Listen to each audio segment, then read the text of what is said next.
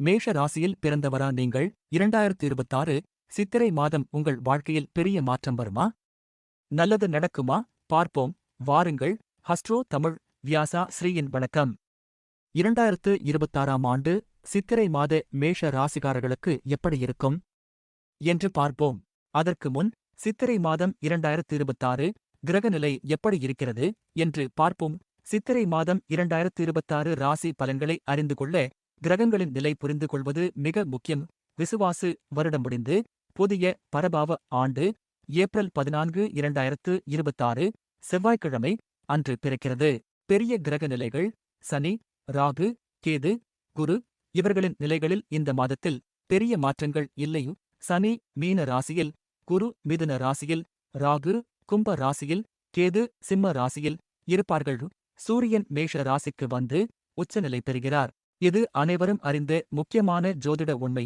மற்ற கிரக நிலைகள் பார்த்தோம் ஆனால் செவ்வாய் மற்றும் புதன் மீன ராசியில், சுக்கிரன் மேஷ ராசியில், சந்திரன் சித்திரை மாதம் 1ஆம் தேதி கும்ப ராசியில் இருப்பார்கள். சரி, 2026ஆம் ஆண்டு சித்திரை மாதம் மேஷ ராசிக்காரர்களுக்கு எப்படி இருக்கும் பார்ப்போம். 2026ஆம் ஆண்டு பரபாவ தமிழ் புத்தாண்டு பிறக்கும் சித்திரை மாதம் மேஷ ராசிக்காரர்களுக்கு சூரியன் ராசியிலே உச்சம் பெறுவதால் தன்னம்பிக்கை அதிகரிக்கும், நிர்வாகத்திறன் உயரும், சமூகத்தில் மதிப்பு கூடும். மேலும் எதிர்பாராத பணவரவு, செல்வச் சேர்க்கை, நீண்ட நாள் ஆசைகள் நிறைவேறும். அத்துடன் திருமண முயற்சிகள் கைகூடும். குழந்தை பாக்கியம் எதிர்பார்த்தவர்களுக்கு நல்ல செய்தி கிடைக்க வாய்ப்பு உண்டு. வேலைப்பளு அதிகமாக இருக்கும்.